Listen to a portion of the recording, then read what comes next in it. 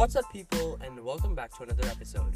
Today, we're going to explore the possibility of controlling computers, appliances, and even video games with our mind. So, without further ado, let's break down brain-computer interface.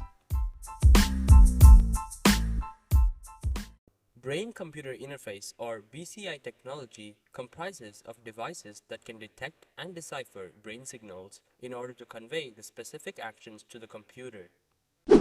Now, how does this technology work? Well, as I mentioned before, BCIs detect and interpret brain signals using a variety of methods, some of which we'll explore right now. EEG, or electroencephalography, is an efficient way that can measure and detect electrical activity in the brain. MEG, or magnetoencephalography, is a method that detects the magnetic fields produced by electrical activity in the brain. Finally, we have fMRI, which utilizes magnetic fields to detect blood flow in the brain. Curious how it works? Well, let's take a look. Activity in a specific region of our brain implies that more oxygen is required. Oxygenated blood carried to the brain from the heart is rich in iron. Now, this presence of iron may lead to distortions in the magnetic field, which is detected by the fMRI.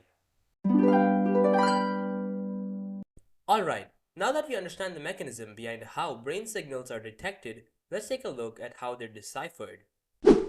Now, this is where things get really interesting. In order to interpret brain signals, AI recognizes patterns and features in the signals detected to identify that particular stimulus with a specific action. For example, the amplitude and wavelength of a MEG signal are different features that can signify different commands and actions. Now, let's talk about the two types of BCI, invasive and non-invasive BCI.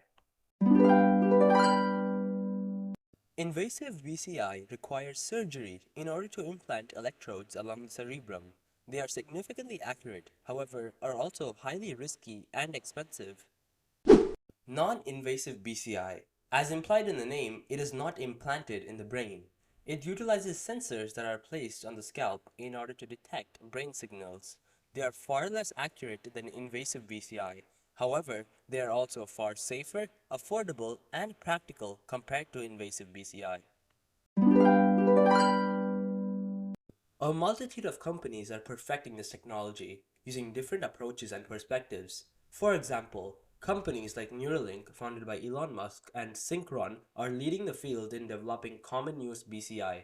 However, companies like BlackRock and BrainGate are more focused on BCI's application to help people suffering from paralysis and disabled people in controlling prosthetic limbs. Okay, now, building upon that, let's explore some different applications and issues that can be addressed with BCI technology.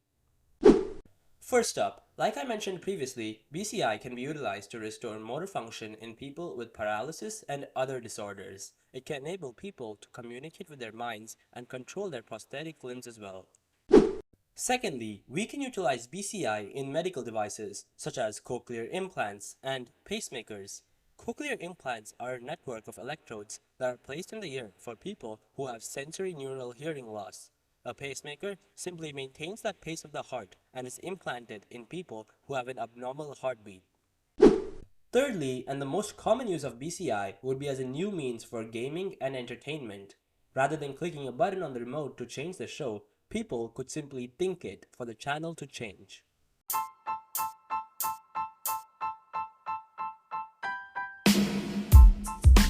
Well folks, that's it for today. If you found this episode interesting and learned something new, consider smashing that follow button for more premium content. I wish you a great day, and this is Biotech Breakdown signing out.